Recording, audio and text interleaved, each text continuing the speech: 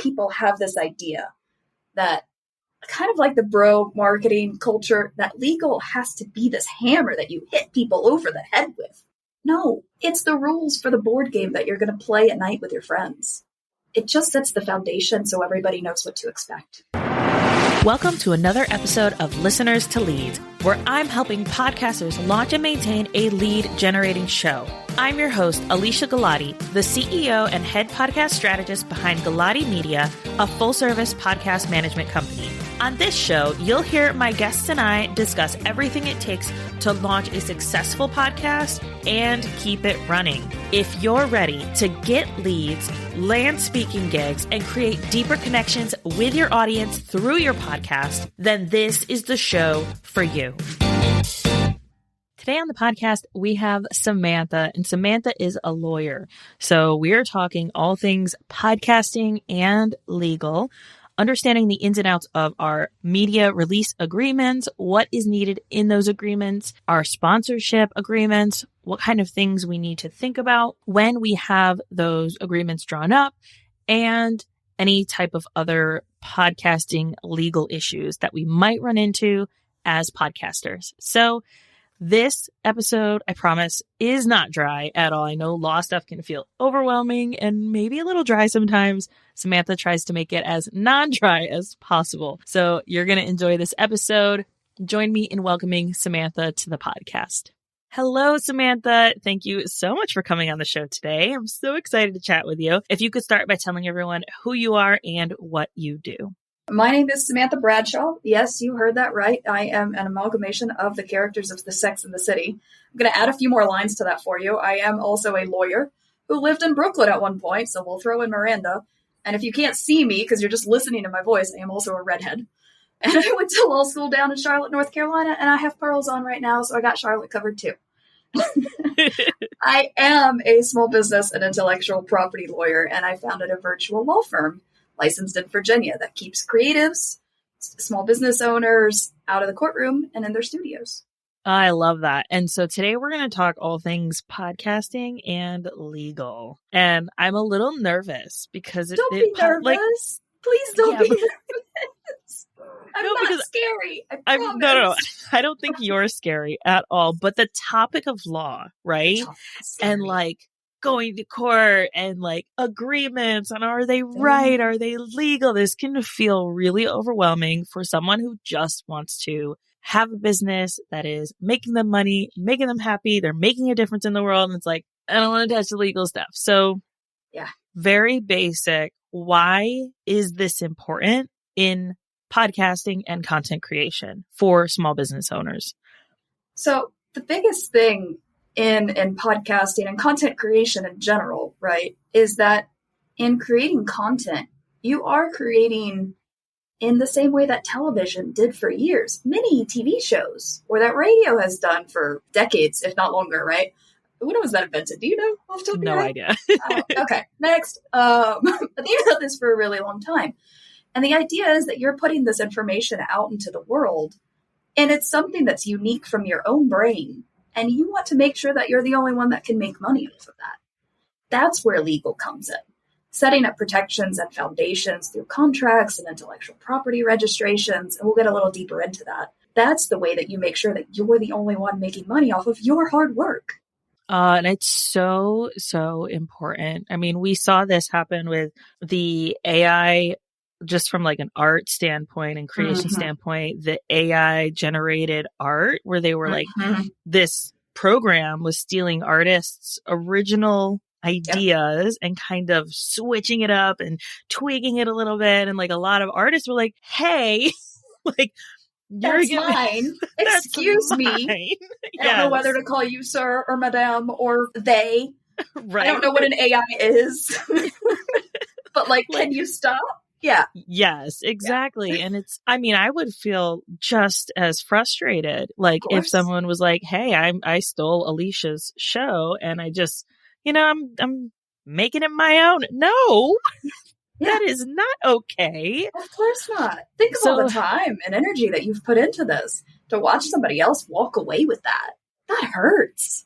It does, especially as business owners where it's like, we put our blood, sweat, and tears into our businesses, right? I mean, we could go work a 9 to 5, but we're choosing to do this. We're choosing to impact the world in the way that we do. And we want to make sure that we're covered on all bases. So how can we get started with covering our bases from a podcasting and content creation standpoint? So we'll start with the content creation itself, because I think that's absolutely the simplest one. There is a new small claims court, which basically means if you're trying to get somebody in trouble for less than a certain amount of money, you can go to these courts that don't require lawyers. There is a small claims court specifically for copyright. For somebody who has stolen something that you own that you have a copyright registration for. Copyright protects all content. The second you have an idea and you take it out of your head and put it into a format that somebody else can consume, right? The second we finish recording this podcast, this is content. The second you put your reel, your TikTok, your YouTube short up and actually publish it, it is content. It's out there. Somebody else can consume that now. And the second it's out there, you have a copyright protection in it. But actually enforcing it is another matter. And this is where a lot of creatives get into trouble. They're like, well, I have the copyright. Yes, you are correct. But you have to stop other people from using it. And just shouting that you have the copyright is not going to be sufficient. If that was the case, nobody would be making fan art of like Disney and Marvel all over Etsy. Right. As you can see, that's clearly not enough. But there was this new court, virtual court, that actually just opened up last year, brand new. And if you have registered your copyright of your content with the U.S. Copyright Office, you can go to this court yourself without a lawyer. It's completely virtual. And what's set up there is that if they find that somebody stole your stuff and you already have that registration, there's something called statutory damages, which basically just means there is an automatic fee that the person who stole your stuff has to pay you for every piece of thing that they stole. Interesting. But the way that you're able to get to that is, and what I recommend to my clients who create a lot of content or those that are on the creative side, especially photographers, videographers, is to upload everything that they show to a client or everything that they put online. Do these batch uploads once every quarter, because there is essentially a 90-day window where almost like a grace period, where from the day that you've created it to 90 days after that, they'll let you upload it and get that registration, that copyright registration, and be able to claim that if anybody stole it during that amount of time, they're like, yeah, but we don't expect you to upload it the day you create it. So we're going to say that you had this registration, basically. This is a huge change because before, years ago, you didn't have to register it to sue somebody, but you had to sue them in federal court with a federally registered lawyer. They're expensive. That's $10K to get somebody on retainer. Like really expensive. It is. And like nobody was messing with it. So copyright infringement was going around left and right. And then the Supreme Court said, oh, actually, in order to sue for copyright infringement for somebody stealing your stuff, you have to register it. That was just a couple of years ago. But then they came up with this virtual small claims court that seems like it may be the answer to the problem.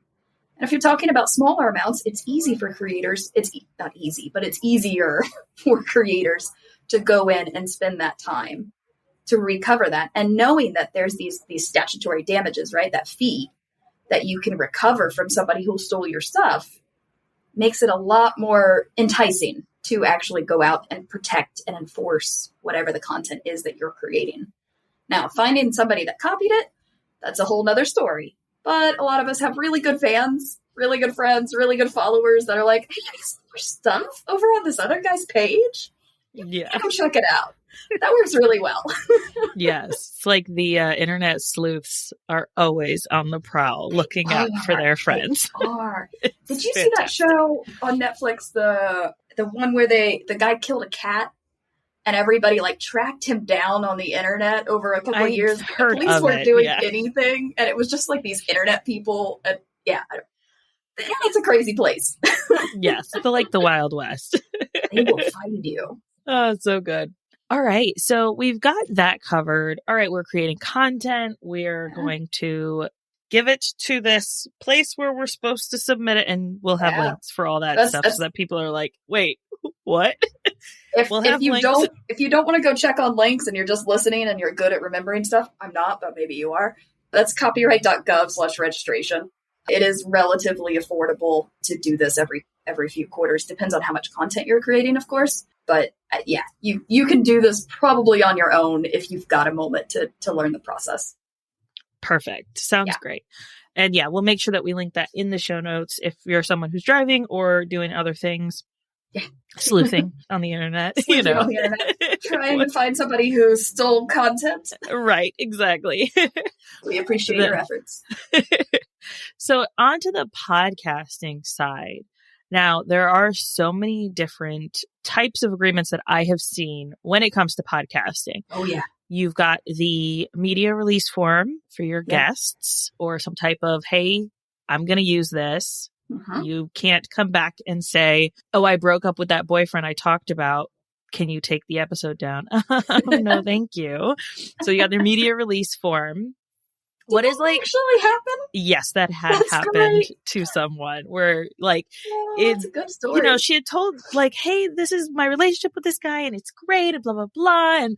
And then like 6 months later, she broke up with him and was like, yeah, I need you to take that down. And the person didn't have any type of like media release form. So she couldn't fall back on that. And she was like, I'd rather just take it down because also I don't want to promote this person. I don't want to talk about this person if she's going to be like Yeah. So it really does come to like, what do you want to do? Pay attention to the red flags when they show up. Right. Like, use them. It's a sign from something or someone, somewhere. Take them. Yes. So let's talk media release forms. What kind of needs to, because I've seen everything from a check this box and you are saying that we can use this, blah, blah, blah, to a fully written out, this is the date of our interview. How much do we actually need in that? I'm going to give you an answer that a lot of lawyers aren't going to give you, and that's going to be complicated. Okay. I'll try to do this the simplest way that I can. The way that we at my firm approach everything, because we work with small business owners that have limited budgets. And the reality is we have to match their investments to the risk that they're taking, depending on what it is that they're doing, whatever that may be. I would say the larger your reach, the bigger of an audience you have, the bigger of a person this is, the bigger of a personality this is that's coming onto your podcast. Or even if you're doing this in like as a guest speaker in a membership community, right? There's different ways that the same idea can perpetuate itself. Or the longer you're going to be using this content, the more complex that agreement, that contract needs to be. If you're doing a quick like Instagram live and it's going to disappear, we're talking about a whole different level. If we're talking about a podcast that you're going to repurpose into a virtual summit, that's a different story. We need to talk about bigger things, longer contracts that are going to essentially CYA for you a lot more.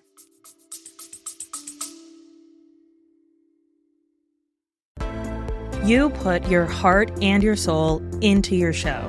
And I want to help you reach all of those potential listeners out there. That's why I'm excited to announce my upcoming podcast marketing workshop. It's about giving you practical tools to grow your audience. You'll learn the secrets to getting your podcast discovered, attracting your dream listeners, and boosting those download numbers. This workshop will be hosted live with a replay available on April 30th. You can sign up by going to galatimedia.com/workshop. Let's grow our podcasts together. Yeah, that definitely makes sense. Because if you think about it, like if you're taking that podcast, you're turning it into a virtual summit, which the podcast is free content, but then you take that virtual summit, which is probably paid content, which probably has additional things that are available for purchase, upsells. Like you're making a lot more money off of that than you are a podcast episode that maybe you don't have a sponsorship attached to or anything like that. So I definitely understand what you're saying. And I love that you said it's complicated because I say that so often. Like there I are wish no. there was an easy answer. I do. I swear to you, I do. It's like yes and like that happens in podcasting so much. People are like, well, how do I do this? It's like, well, there's like a million different ways to do I need to ask you like 20 questions before we get to that, and then I can give you an actual answer. So it's hard to make those like broad strokes generalizations about things. And that's why, like I said, we approach things to what's your risk level? Then we'll decide what you need, how much you need. I would say the biggest thing I would always look for in dealing with this kind of stuff is simply to make sure, if you don't know what you're going to do with it and you want to make sure you got all your bases covered, make sure you've got a really strong section in the contract that allows you to redistribute the content, and something that very specifically says that you are the owner or that you have a license to use it perpetually, forever, as you see fit, for all commercial and non-commercial. But like, this is specific language that you got to go look through a contract for. And if you don't want to do that, well, you need to hire somebody who will, to be quite frank. Right. Otherwise, you're going to get yourself in trouble. So I wish there was an easier answer to that question. As far as like checking a box or anything like that, checking a box, if you can prove that it's them that checked the box, you're probably okay. When we go and purchase something, right, online, there's normally a little box that I agree to the terms of sale. I agree to the terms and conditions for this, right? But then you put your credit card in and extra information. A lot of the time when hosts are bringing on podcast guests or virtual summits or bringing on, their expert speakers to talk about whatever it is that they're going to do. Because for me, I kind of lump these together. They're very similar in the production. So if you're hosting one of these but not the other, disregard the other one that I'm talking about. It's fine. A lot of folks will use a simple Google form, right? That has that little checkbox that says I agree to it and they'll link to it somewhere else. That is better than nothing. And again, I'm going to say it depends on your risk level. Are you trying to earn money from this? Are you trying to reuse this stuff indefinitely? Is it going into a membership that you're making money off of at some point, right? If that's the case, then you want to go to stronger, higher levels of being able to prove that it was them that signed it. Have your same Google form, but have it automatically redirect to like DocuSign or HelloSign or Coco Docs, CocoSign. It's the only one I found that's woman founded, by the way. Lovely. Yeah. We'll make sure we link that in the show notes too. We make an active effort to find women-founded tech, which is not the easiest thing to do. Set up a Zap, right, that like connects these two, or have an automatic redirect and have someone do an actual e-signature on a full contract if you've got a higher risk level in whatever it is that you're producing, right, and what you're trying to do with it. And if you're feeling like, well, I already had the conversation and I want to like use it some other way, real quick. Like, let's, first of all, calm down. Yeah. Second. Yeah. Hang on. You Give can, it a second.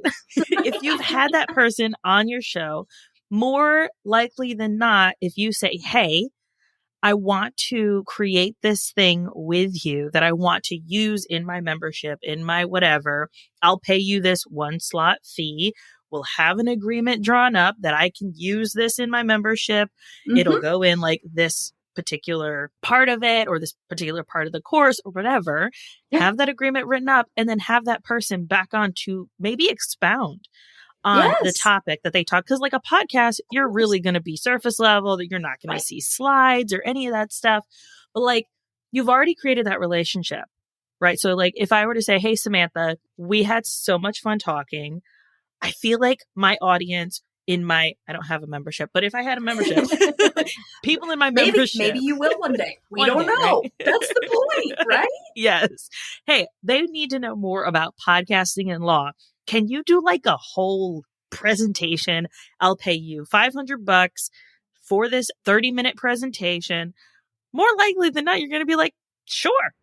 It's going to link back to your stuff. Like, you're going to sign, and then we have that agreement. We have that thing written out, and then it always is going to redirect back to people working with you anyway. I'm not the lawyer here, guys. And you don't want to be. I don't. I do not. And it's mutually beneficial, right? Especially to even take that relationship to the next level and to that next phase. And like, if Samantha knows someone who's like, hey, I need help with a podcast, who is she likely to refer them to? Me. Right? She's not going to help them like launch a podcast. I ain't trying to mess with that either. You stay over there. Go see her. Don't talk to me about this. Talk to me about your name and your content. Go talk to her once you've created content. Don't talk to me about like strategizing it and all that. Her. Exactly. Like, there are so many benefits of, one, yes, law agreements and things like that, but taking it a step back and like really looking at the bigger picture of your content, the bigger picture of the relationships that we're able to create, like maximize those, and not in like a creepy, dude, No, in bro a natural way. way. Like, yeah, look, if you had a good time with them, be like, hey, we're in the same city. Do you want to go for a drink and see if we can do anything together that like might benefit both of our communities? Right? It doesn't have to be. I think people have this idea that kind of like the bro marketing culture, that legal has to be this hammer that you hit people over the head with. No, it's the rules for the board game that you're going to play at night with your friends. It just sets the foundation so everybody knows what to expect. I love that. All right. So we've talked media releases and that agreement of like, hey, I'm going to use this content any which way. I know some people are interested in sponsorships, which is like a whole other beast in podcasting and in like the world of content creation. Yeah. So what are some things that we need to know going into that? And I know you have templates and you can help people with this type of thing, but if they're looking for very basic information and then they're like, yeah, no, I need Samantha's help. What do they need to know? I think your most basic thing going in is going to be a handful of things. One, are you looking for sponsorship from individual brands? Or are you trying to jump onto one of these collectives, right? If you're looking for individual brands, they're probably going to push their agreements on you. Mm-hmm. And at that point, you're going to want to sit down, especially if you've never done this before, go pay a lawyer in your state or in their state. Whatever the contract says, there's going to be a line that says the governing law of this contract is the state of X. Go find a lawyer in that state. Be like, can I pay for an hour, maybe 2 of your time? Can you walk me through this agreement? And before you show up to that meeting, make a list of all the worries, all the concerns, all the frustrations, every horror story you've ever heard or could think of in your wild imagination, and ask the lawyer to be like, what happens in this situation according to this contract? That way you get to go back to the brand, the individual brand, and say, this isn't going to work for me. I need you to change this. And ask the lawyer in that meeting, how would you change the language in this little section here to address what I'm concerned about? I love that approach so much because it puts the power back into the small business and the creator's hands of like we have heard all the stories. We do get worried about like what happened. This happened to this person that's like 3 spaces removed from me, but I heard about it and it was traumatic for them. And like, what if that happens to me? And like, there's so many feelings and emotions that can go into it. And we're so excited to have that potential sponsor that more often than not, we're willing to jump through hoops to make it happen. But it puts so much power like, hey, look, this is a concern. Go back to the brand, say, this is a concern. Can we change this language in the contract? Other than that, I'm good. But you can say that from a place of power. And just be honest with them. Yeah. And look, any brand that you want to work with long-term, that you would want to be sponsoring your stuff, they're not going to take this in a terrible way. They'll at least sit down and explain to you what their internal processes are to show you that maybe your fear is unjustified. Or they'll say, well, this is the option that we have pre-approved by legal. This is the only other option we can give you on this small section of the contract. But have the conversation. You're not at their whim. It's your content. You're creating ad space for them. Create the boundaries that you want. Oh, so good. I love it. Yes. like really, because it puts power back in the creator's hands instead of being like, oh, this person wants to work with me, jump up and down and like jump through hoops and like do whatever they want. It's fine. But also I'm like awake at night, imagining all these terrible things that could potentially happen. And if they're not addressed, then you're just going to be unnecessarily stressed out, which do not want that, right? And I think the biggest fear for us as business owners in general, right, is we're so afraid of, well, what if? At least that's for me. That's when something starts breaking and I'm like, oh my God, but what if they do whatever? Do you know what the rules are that guide your relationship with them? Because that's what the contract is. And if you know the rules, then you know exactly what if. Yeah.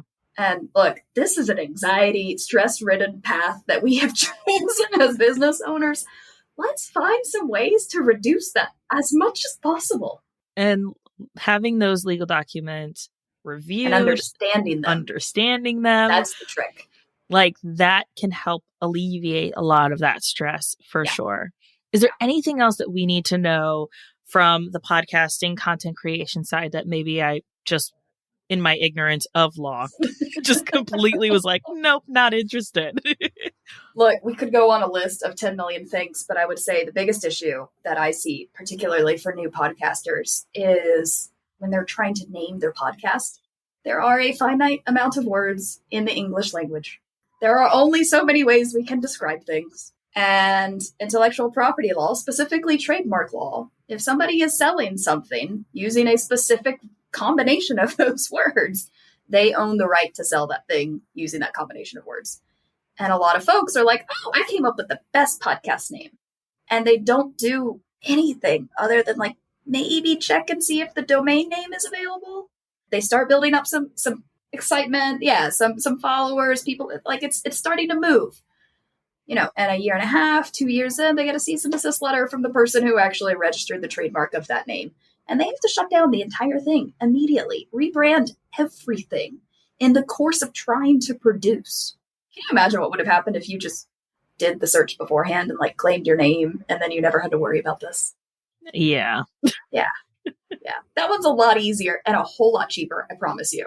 Because you can go register a trademark with any decent trademark attorney somewhere between like $2,500 and $4,000. Like there's some ranges in there depending on how much you're going to fight and how many things you want to claim to be able to sell. Mm-hmm. But you can pay that now, or you can pay like $15,000 for an expedited rebrand in a year and a half once everything's kicked off.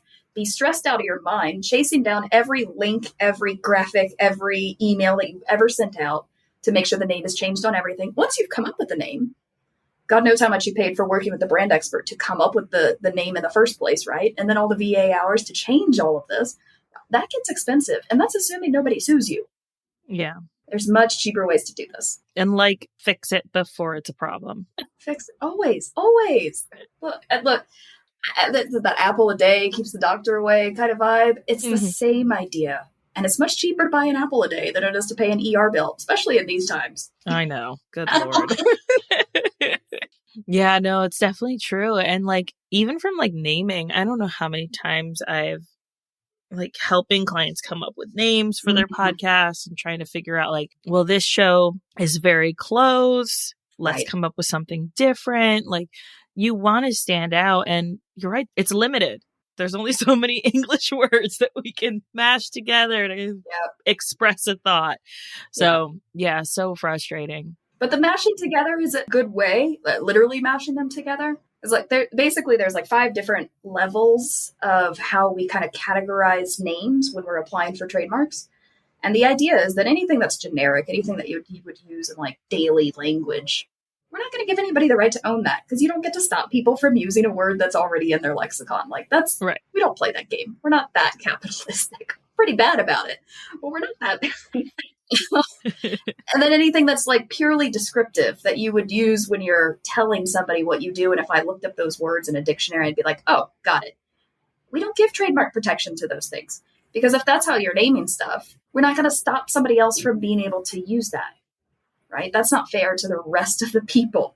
Mm-hmm. But if you want something that's uniquely yours, right, that nobody else can use, then you're going to want to come up with something that's at least suggestive of what you're doing. A good example is if you're selling cigars. You don't want to say oh, tobacco cigars. That's the name. No, that's also great for SEO, right? The marketers will love it. That's fantastic. But when we're talking about building a brand that's worthy of trademark protection, something that you can sell to somebody else, something that you can license to somebody else, it's definitely not tobacco cigars. Right. It's smoke, right? Because that just kind of hints at what we're doing. Mm-hmm. Or you can come up with a word that's not even a word that you just made up in your mind by taking the best way that I've come up with to do this is to take 2 of those suggestive words like smoke and tobacco and break them up into their different syllables and write them on pieces of paper and move the pieces of paper around until you find something that you're like, that looks cool. I swear it sounds really basic and like a 5-year-old's game. I promise you it works. Nice. And then you come up with this word that's not real, right? It's not in the English language. And as long as somebody else hasn't come up with that exact word to sell exactly what you're selling, you got a much higher chance of getting an actual trademark. And that becomes an asset in your business as you're building it. It has value. It has a dollar figure attached to it. Yeah. Wow, that's really great. And a great way to do that from a naming standpoint too. Come up with something that's different, unique. I think of Lizzo's Yitty right? I believe is her, Yes, like, exactly. such a strange word, but you, like, Exactly. if I say it, you know it now, don't you? You know exactly what it is. No, girl knows what's up. Like, she's got a good trademark lawyer in her back pocket. I promise you. Right. Oh, this has been so good and so informational, and not like too high level where hopefully we don't feel too overwhelmed, but we at least have a better understanding of how to approach our podcast from a more legal standpoint. If people are like, wait, I don't feel like that, Alicia. I have questions. Samantha, how can people find you, reach out to you, buy your stuff, all that? You can find me on Instagram and TikTok at InLine Legal. We're more present on Instagram on a day-to-day basis. So if you're like jumping in my DMs, go there. Our website as well is www.inlinelegal, like online, but we get you in line because we get your stuff together. So like, come in with us. We've got freebies over there that will help you walk through if your name is worthy of trademarking. We've got a quiz you can go through at 2 a.m. in your pajamas if you want.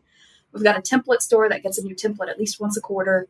And we definitely take requests if there's somebody that wants something that's not already there, we'll push it up production. So in any way that we can help you and help your business become what you want it to be, we're here to support that. Oh, I love that. And we'll make sure that we have links for all of that in the show notes. If you're like, yes, I need all of that, go check out Samantha. Thank you so much for being here today. Thank you.